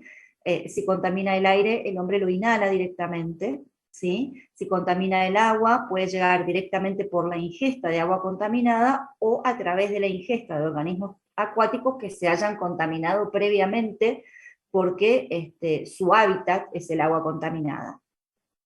En el caso de la contaminación del suelo, también nos puede llegar a partir de animales que toman contacto directo con el suelo en sus hábitats correspondientes, por las plantas, ¿sí?, por los vegetales, ¿sí?, que están en suelos contaminados con plomo y llegan directamente al hombre. O por contacto directo con el suelo, que como les decía hoy, es más habitual en los niños. Bien, ¿cuál es el segmento de la población? Si bien todos estamos de alguna manera, en mayor o menor medida, expuestos, ¿sí?, al plomo, y esta exposición depende mucho del lugar donde vivimos, depende mucho de las conglomeraciones urbanas, del parque automotor al que estamos expuestos, en fin, depende de miles de factores. Todos estamos en mayor o menor medida expuestos a la posibilidad de un cuadro tóxico por plomo, ¿sí? La mayoría de las veces no llega a toxicidad, podemos sí estar más contaminados de lo que pensamos, ¿sí? Pero el segmento de la población con mayor probabilidad de afectación, ¿sí?, o con una alta probabilidad de afectación, es aquella fracción, ¿sí?, de población en donde las características individuales están aumentadas por alguna susceptibilidad particular a la gente, ¿sí?, ya sea por variables fisiológicas, biológicas o genéticas, ¿sí?, propias del individuo, ¿sí?, que se expone a este agente, o por algunas características especiales de la exposición en sí misma, ya sea porque es un lugar en donde hay una altísima concentración de plomo, o porque la exposición al metal es prolongada, ¿sí? Esto lo vamos a repetir siempre, ¿sí? Son dos factores que determinan la posibilidad concreta y el riesgo concreto de padecer un cuadro tóxico. Los trabajadores de industria donde haya plomo o sus componentes son especialmente susceptibles de padecer el cuadro. Residentes vecinos a fuentes emisoras, residentes vecinos a vías o carreteras con alto tránsito vehicular, residentes de zonas de alto desarrollo industrial o parque vehicular, familiares de trabajadores donde se utiliza el plomo especialmente, como los que vimos inicialmente, mujeres embarazadas, niños menores de 5 años, individuos con alguna patología predisponente, como por ejemplo los alcohólicos, o individuos con alguna deficiencia nutricional previa, ¿sí? Todos estos forman parte del segmento de la población que puede tener mayor probabilidad de afectación ante la exposición al plomo. Vamos a hablar ahora sí un poquito de la toxicocinética de este metal, ¿sí? Es importante siempre tener en cuenta las características propias de cada uno de los metales que cada uno de los agentes, ¿no?, tóxicos que nosotros tenemos en cuenta, pero especialmente con los metales, ¿sí? ¿Se acuerdan que habíamos dicho que en el caso del arsénico se podía ingerir, que podía inhalarse, y que en menor frecuencia podía también absorberse por vía cutánea? En el caso del plomo también nos pasa lo mismo. Se puede inhalar, o sea, absorber por vía respiratoria, por vía digestiva, ¿sí? Por ahí por vía digestiva lo más habitual es en la presentación del litargirio, ¿sí? Hemos tenido cuadros tóxicos muy graves con litargirio, ¿sí? Y cutánea, pero solo cuando la exposición es a componentes orgánicos, ¿sí? La distribución es en todo el organismo, con un comportamiento muy similar al calcio en el organismo, ¿sí? Les diría que casi igual, con algunas particularidades, pero muy, muy similar al comportamiento que tiene el calcio en nuestro organismo. Se deposita en el hueso como fosfato plumboso, ¿sí? Es un compuesto estable en el hueso. Una vez que se deposita, se estabiliza y se queda allá y puede permanecer en el hueso inalterado durante muchísimo tiempo. Se excreta por vía renal y también por heces, pero en menor medida. Tiene una vida media de unos 5 a unos 10 años, ¿sí? Fíjense, más o menos esto también tiene que ver con la capacidad de permanecer en el ambiente, que es muchísima, ¿sí? Esta vida media depende mucho de la carga corporal del paciente. Y en relación a su mecanismo de acción, es bastante complejo, ¿sí? Puede tener tiene una acción directa, ¿sí? O sea, puede actuar en forma directa, ahora vamos a ver sobre qué, y a través de una inhibición enzimática, ¿sí? Cuando hablamos de su acción directa, el plomo actúa directamente sobre la membrana del eritrocito, ¿sí? Produciendo una alteración de la permeabilidad del mismo. También actúa directamente sobre la fibra del músculo liso, aumentando la contractilidad del músculo liso. Puede producir hipertensión arterial, puede producir a raíz de esto nefropatía, puede haber un cólico intestinal, que es un cólico bastante característico, ahora lo vamos a ver un poquito más. Y también su mecanismo de acción puede ser a través de la inhibición de enzimas, ¿sí?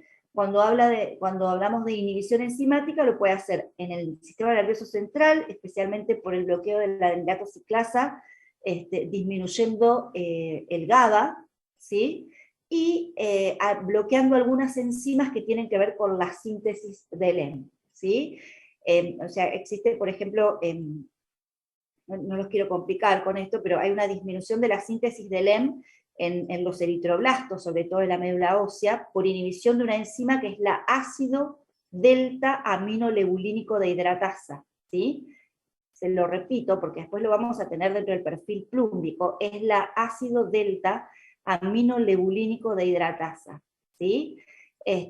Lo que hace que, o sea, la disminución de la síntesis del hemo, ¿sí? Por inhibición de esta enzima, resulta en un aumento precoz de las protoporfirinas eritrocitarias libres, ¿sí? Y en orina puede aumentar la coproporfirina y el ácido delta aminolebulínico, que es como el precursor de esta enzima.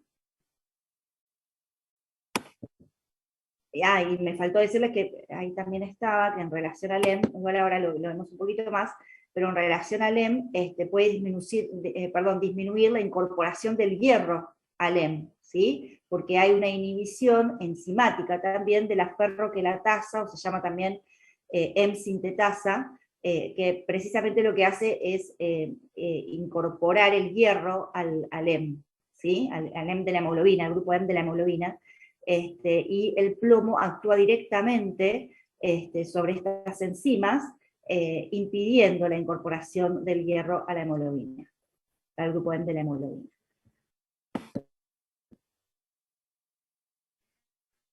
Bueno, ahí están simplemente las acciones en la síntesis del LEM específicas, en toda la síntesis del plomo, ¿sí? Les decía recién que actúa inhibiendo esa enzima que está ahí, que es la ácido delta aminolebulínico de hidratasa, ¿sí? Y esto se traduce posteriormente en un aumento precoz de la protoporfirina eritrocitaria libre, ¿sí? Ven también que puede afectar la incorporación del hierro al M, porque actúa sobre una ferroquelatasa, ¿sí? Entonces, al actuar sobre esta enzima, el hierro no se incorpora al grupo M, ¿sí? También actúa al principio sobre la delta-ala sintetasa. Profe, Bien. tengo una consulta. ¿Lo que aumentaba en orina eran las protoporfirinas? Serían que tendríamos... Precozmente aumenta la protoporfirina eritrocitaria libre, ¿sí? Y en orina lo que aumenta son las coproporfirinas, ¿sí? Las coproporfirinas y el ácido delta-aminoleulínico. ¿Sí? Eso en orina. Esto conlleva, obviamente, una disminución del tiempo de vida de los eritrocitos, ¿sí? La membrana del eritrocito se destruye y, por lo tanto, hay una disminución de la vida media del eritrocito, ¿sí? También puede producir desmielinización, atrofia y degeneración de los nervios periféricos. Vamos a ver también el impacto que tiene a nivel del sistema nervioso periférico. En relación a lo que me preguntabas recién, las coproporfirinas aumentan directamente la contractilidad del músculo liso, por eso decíamos que tiene una afectación directa sobre el músculo, ¿sí? Produciendo, ahora vamos a ver de qué se trata, el cólico saturnino, ¿sí? Que está muchas veces precedido generalmente por constipación. Ahora lo vamos a ver. El perfil plúmbico, ¿sí? Que nos permite evaluar si el paciente está intoxicado o está contaminado simplemente, es ¿sí? Como marcadores de carga, ¿sí? La plombemia y la plomburia, es decir, la presencia de plomo en sangre o la presencia de plomo en orina o ambos, ¿sí? Y después ya como marcadores de efecto, ¿sí? Vamos a tener sobre todo, esto de lo que les hablaba recién, que es la inhibición, ¿sí? De la enzima ácido delta-aminoleulínica dehidratasa.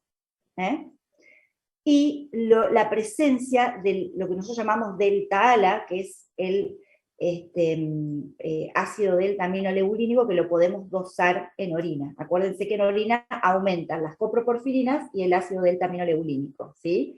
Pero si nosotros hablamos de la enzima, ¿sí? Que es la ácido delta-aminoleulínico dehidratasa, va a estar inhibida, ¿sí? Y la inhibición de esta enzima es un marcador de efecto, nos confirma que efectivamente ese paciente está intoxicado. ¿Estamos? ¿Sí, chicos? Y la vamos a encontrar aumentada entonces. ¿Cómo, perdón? La encontraríamos aumentada. ¿Qué cosa? Aquí La, todo lo que hablé. la ácido aminoleulínico hidratasa. No. La enzima ácido aminoleulínico dehidratasa, que no la vamos a medir en orina, eso se saca en suero, esa está inhibida, está disminuida. Lo dije recién, lo repito. La enzima, ¿sí? La enzima, que es la delta-ALA, o lo que nosotros llamamos ácido delta-aminoleulínico dehidratasa, esa enzima va a estar inhibida. ¿Estamos? Sí. Bien. ¿Y el marcador de efecto que dijiste cuál sería? Ese. Ese mismo, perfecto. Exacto. La inhibición enzimática es el marcador de efecto. Gracias. Bueno, en una intoxicación aguda por plomo, les hablaba recién del ditergirio, ¿sí? O sea, son formas de presentación del plomo, generalmente lo podemos tener, son intoxicaciones muy infrecuentes, ¿sí? Pero bueno, hemos tenido casos, y lo que vemos básicamente es un síndrome digestivo inicial con constipación y diarreas, heces alquitranadas, dolores cólicos muy importantes, náuseas, vómitos, ¿sí? Y si hacemos una plaquita simple de abdomen, vamos a ver que efectivamente tenemos presencia de plomo. ¿Cómo se veía el plomo entonces en una placa? Radiopaco. Radiopaco. Muy bien. Entonces, esto podemos tener a nivel digestivo. Hay una afectación hepatorrenal bastante característica, ¿sí? Puede haber hepatomegalia, puede haber subictericia.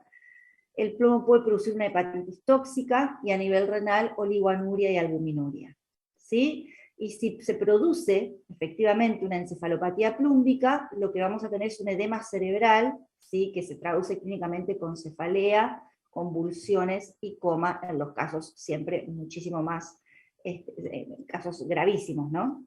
La hipertensión endocraniana puede estar presente también. Estamos hablando acá de intoxicación aguda. A veces vemos cuadros de intoxicación aguda, lo que nosotros llamamos reagudizaciones en pacientes crónicamente intoxicados o crónicamente expuestos, ¿sí?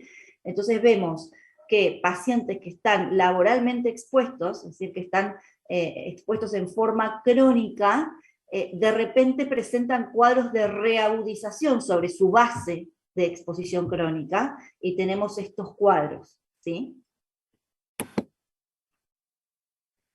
Bueno, dentro de las posibilidades de presentación clínica, ¿sí? Están algunas que por ahí son difíciles de diagnosticar, como el saturnismo infraclínico o saturnismo biológico, ¿sí? ¿De qué se trata este cuadro? Es un cuadro en donde el plomo está ingresando al organismo, ¿sí? Y todas las manifestaciones son de instalación muy insidiosa, ¿sí? Es decir, se van haciendo de forma muy, muy progresiva, muy insidiosa, y las manifestaciones son muy subjetivas, o sea, el paciente dice que le pasan cosas, y muchas de estas cosas que el paciente dice, y efectivamente le están sucediendo, no pueden ser objetivadas. Entonces, suele ser de bastante difícil diagnóstico, ¿sí? El saturnismo infraclínico o el saturnismo biológico se caracteriza, es un cuadro, ¿sí?, en donde estamos empezando a ver las manifestaciones producidas por la presencia del plomo en el organismo, ¿sí? Y lo que podemos ver son trastornos gastrointestinales totalmente inespecíficos, ¿sí? Dolores abdominales, dispepsia, ¿sí? Fatiga, ya que se compromete el rendimiento físico e intelectual. Ustedes vayan pensando en el mecanismo de acción del plomo y vayan viendo cuál es la clínica que vamos observando, ¿sí? Modificaciones del humor, alteraciones de la conducta, que pueden ser irritabilidad, agresividad, aislamiento, apatía. Esto es muy frecuente, mucho más de lo que se piensa. Y muchos de los convivientes de los pacientes intoxicados con plomo lo refieren como algo muy importante, ya que les marca en las personas que conviven con ellos como un antes y un después, ¿sí? Era súper tranquilo, una persona súper tolerable y fácil de convivir, y de repente se empieza a volver una persona irritable, agresiva, apática, ¿sí? Con tendencia a la depresión. Aparecen dolores musculares y articulares, disminución de la capacidad mental, ¿sí? En todo lo que tiene que ver con las capacidades de abstracción, de memorizar, de razonar, ¿sí?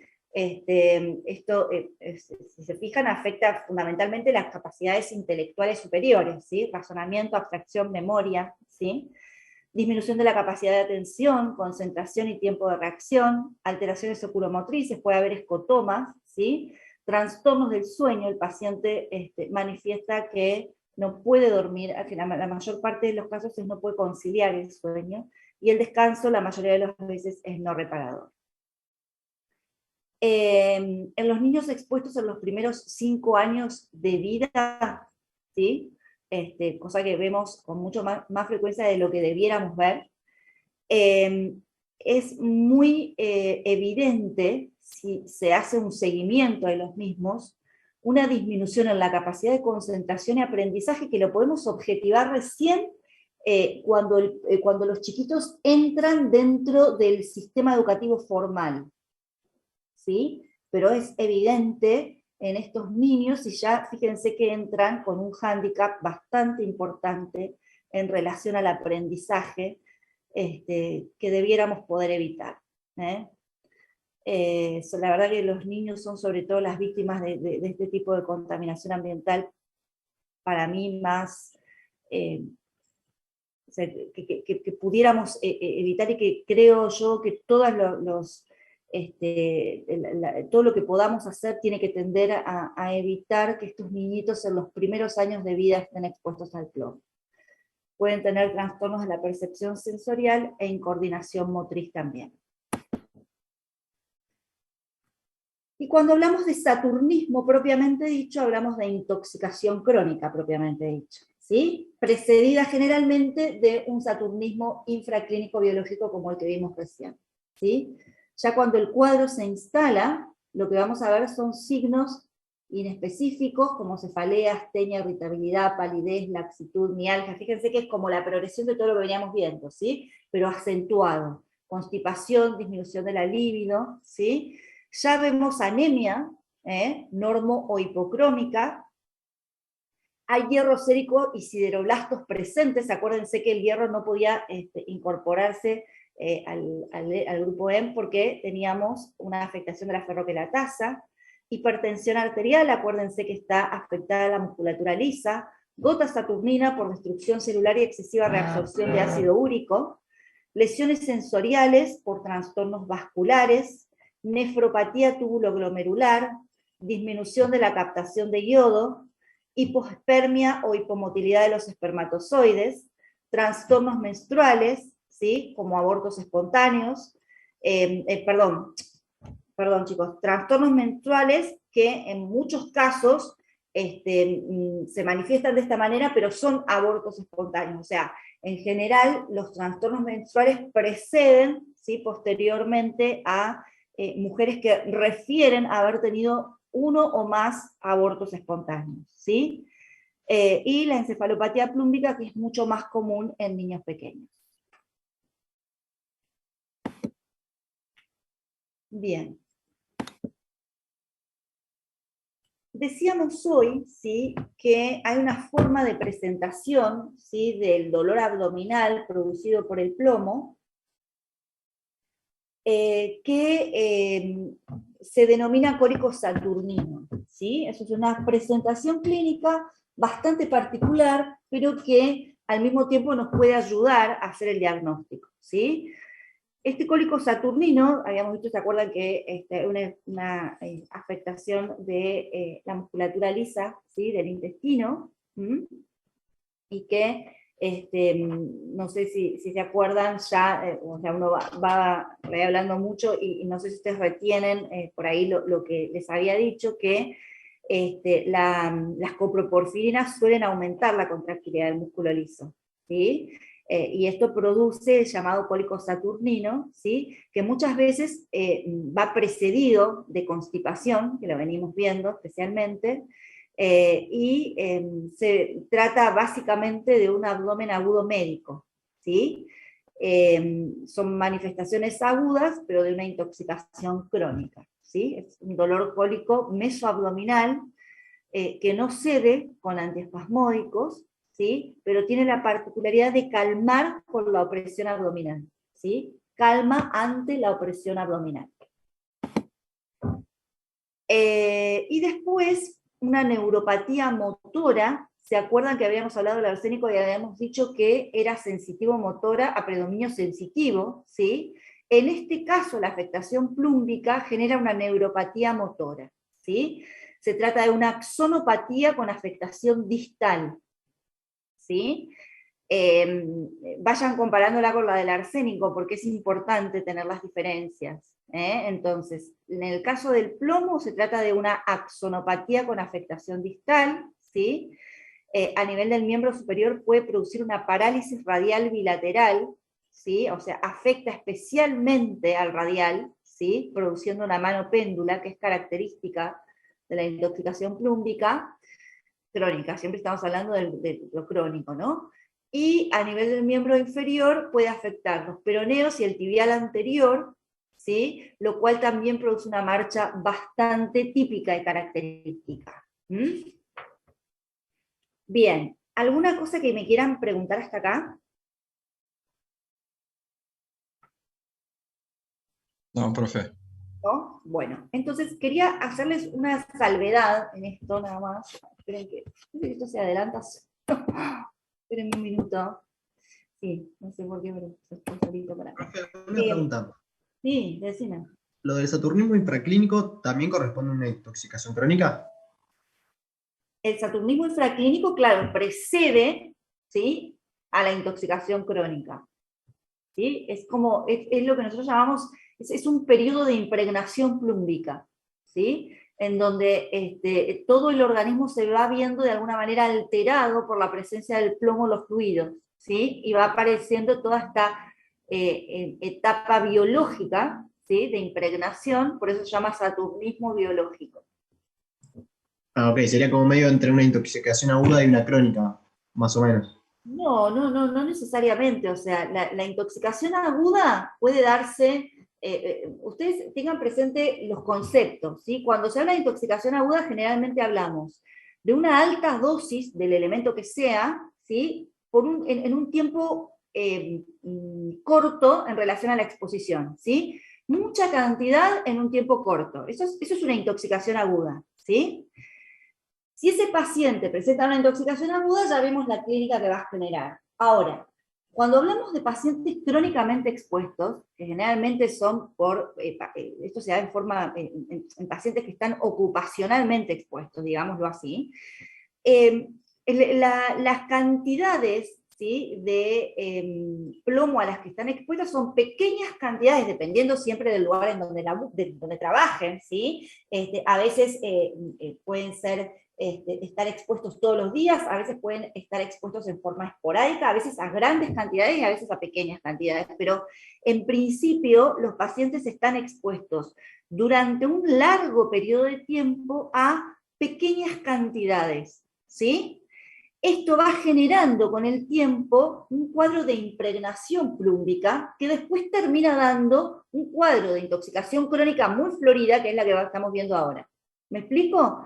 No es, o sea, no es la mitad entre una intoxicación aguda y una crónica. De hecho, la intoxicación aguda la mayoría de las veces es un cuadro aislado, y lo que más frecuentemente vemos es la intoxicación, es la reagudización de una intoxicación crónica, ¿sí? O sea, son pacientes expuestos crónicamente, ¿sí? Que de repente se exponen a una cantidad muy importante, ¿sí? De metales en el aire, por ejemplo, ¿sí? El polvo del plomo que está en el aire, esto lo vemos mucho en las fábricas de baterías, y hacen un cuadro de intoxicación aguda como si fuera una sola exposición, ¿se entiende? Pero sobre una base de intoxicación crónica. Son todos cuadros diferentes, por eso esto que vos me decís de está en el medio una intoxicación aguda y una intoxicación crónica, no te lo puedo dar como válido porque no es así exactamente. ¿Me explico? Precede al cuadro de intoxicación crónica porque se trata de una impregnación plúmbica en donde todos los sistemas biológicos se van viendo afectados por el plomo, y simplemente el paciente va sintiendo, ¿sí? Cuestiones que a veces nosotros no podemos objetivar, pero que son efectivamente parte de ese cuadro de afectación molecular en muchos casos del organismo, biológica, ¿sí? del organismo. Y después ves ya la presentación típica del cuadro de intoxicación crónica, ¿sí? O sea que una precede a la otra, básicamente. Buenísimo, gracias. Bueno. Bien, entonces les decía recién, me acuerdo que les estaba diciendo, bueno, habíamos hablado de la neuropatía motora, ¿sí? Que es característica entonces del plomo. Acuérdense que también esto lo tenemos que verificar con un electromiograma, ¿sí? Hay algunas cuestiones que son bastante características de la intoxicación crónica, como por ejemplo la aparición de un rodete de Barton, ¿sí? Que es, de acuerdo a la foto, nosotros decimos rodete o ribete, es lo mismo, ¿sí? Ribete de Barton es correcto también, que es eso, es una coloración medio grisácea o negruzca en la unión del diente con la encía, ¿sí? Y que es bastante característica de la intoxicación con el sulfuro de plomo. Muchas veces se debe a que quedan restos alimentarios y eso se une al plomo y forma ese ribete típico que es el ribete de Barton, ¿sí? Es infrecuente y generalmente se debe a la falta de higiene bucal. Bueno, esto simplemente tiene que ver con el diagnóstico, ¿sí? Quería, si ustedes me lo permiten, hacer hincapié en 2 o 3 cositas como para que lo tengan por ahí más, me parece que es más práctico por ahí para estudiarlo. que si uno tuviera que hablar de la intoxicación crónica y ver el impacto que tiene a nivel de cada uno de los sistemas, por ahí podríamos decir que si como afecta la parte hematológica, ¿sí? A nivel hematológico, lo que vamos a ver, como decíamos hoy, hipocrónica, puede haber hemólisis y podemos observar cuerpos basófilos de inclusión, ¿sí? En los eritrocitos, ¿sí? A nivel neurológico vamos a ver, ¿sí? La neuritis que vimos recién, una motora, ¿sí? Lo que nosotros llamamos se llama polineuropatía motora, ¿sí? Que puede afectar los 4 miembros, y que puede ir precedida de cierta debilidad, primero en manos y luego en pies. Y lo que vamos a ver en el electromiograma en este caso es una disminución en la velocidad de conducción, ¿sí? En cuanto a lo renal, hemos dicho que podemos ver lesiones renales. La afectación por ahí específica es a nivel del túbulo proximal y del asa de Herle, y esto nos va a dar un aumento de la excreción de aminoácidos, ¿sí? También puede aumentar la glucosa, o sea, podemos tener una glucosuria, ¿sí? Fosfaturia, ¿sí? Puede haber una acidosis tubular renal, una nefritis intersticial, ¿sí? Puede aparecer una uricemia, ¿sí? ¿Se acuerdan que también podíamos tener un cuadro similar al de la gota, que es la gota plúmbica, ¿sí? Por una disminución de la excreción del ácido úrico. Bueno, en principio eso, y en relación, por ejemplo, a la reproducción, puede haber hipoespermia, ¿sí? Esto puede verse, si uno analiza los espermatozoides, puede haber aberraciones en la forma y el tamaño de los espermatozoides, ¿sí? Hay un aumento de incidencia en abortos espontáneos y fetos muertos producido por el plomo, que esto ya lo habíamos visto. Bueno, lo que podemos ver en la generalidad del paciente es que lo vamos a ver generalmente asténico, ¿sí? Pálido, adelgazado, con artralgias, mialgias, debilidad muscular, cefalea, parestesias, el cólico abdominal del que hablamos, y muchas veces la impotencia sexual, que es una de las cosas que se ve bastante en muchos de estos pacientes expuestos crónicamente. Bueno, y en relación un poquito al diagnóstico, ¿sí? Los exámenes complementarios que podemos hacer, o toxicológicos, lo que nosotros llamamos perfil plúmbico, lo vimos recién, ¿sí? Lo hacemos generalmente, la plombemia la medimos en sangre, son 10 mililitros, ¿sí? de sangre en adultos y 5 mililitros en niños. En orina debe ser también la orina de 24 horas, ¿sí? Y lo que tenemos que tener en cuenta es que hay niveles permitidos en niños, en mujeres y en hombres, ¿sí? Con ese cuadrito que está ahí se pueden manejar, en niños hasta 5 microgramos por decilitro, mujeres 25 y en hombres 35 microgramos por decilitro, ¿sí? Ahí ven los valores habituales de la delta-la hidratasa, cuando los valores están por debajo de 20 unidades por litro por gramo de creatinina, es así se mide, hablamos de un déficit, ¿sí? O una inhibición de la enzima, y por lo tanto ese es el marcador de efecto, ¿sí? De una intoxicación plúmbica. Y bueno, y los valores de plomo en orina, que pueden ser hasta 80 miligramos, ¿sí? En orina de 24 horas, ¿sí? Esto nos permite muchas veces hacer la evaluación del tratamiento quelante, o sea, medimos o dosamos plomo en orina, y una vez que realizamos el tratamiento quelante, volvemos a hacer un dosaje de plomo en orina.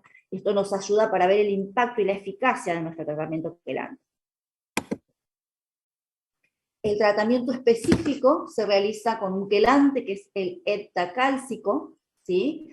Y la forma de administrarlo, nosotros llamamos la regla de los 5, porque son 50 miligramos kilo, ¿sí? 50 miligramos de heptacálcico por kilo del paciente, en 500 centímetros cúbicos de dextrosa al 5%, en una infusión preparada para 5 horas durante 5 días. ¿Sí? Esa es la forma en la que administramos el heptacálcico. En algunos casos, además de administrar heptacálcico, administramos dimercaprol. ¿Cuándo? Cuando sospechamos que pueda presentarse una encefalopatía plúmbica, ¿sí?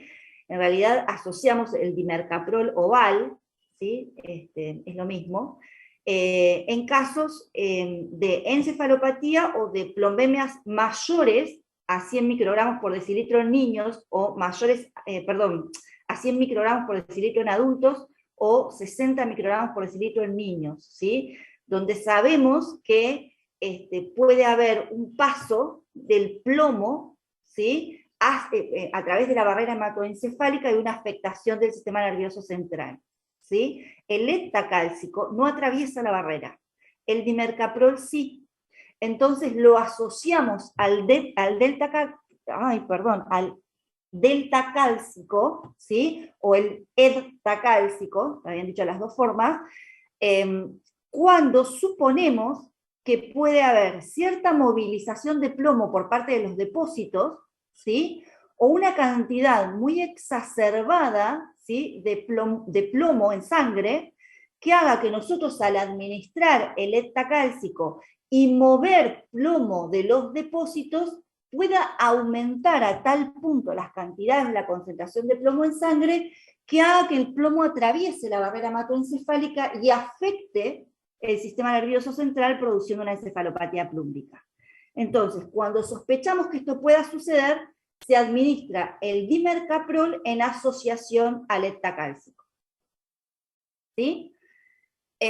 También se puede usar lo que nos llamamos Succimer, ¿sí? Que es el ácido dimercapto succínico, ¿sí? El nombre comercial es Succimer, ¿sí? Lo repito, ácido dimercapto succínico, y la forma de administrarlo es de 10 miligramos kilodosis por vía oral cada 8 horas por 5 días. Es el único que podemos administrar por vía oral, pero es muchísimo más caro que el heptacálcico, ¿sí?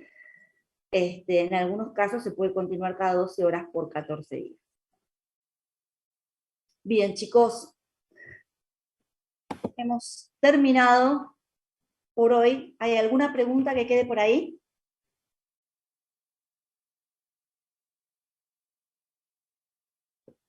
¿Nada? No, yo no, profe. No hay preguntas. Bueno, muy bien. Listo, entonces. Si no hay ninguna pregunta, damos por terminada la clase.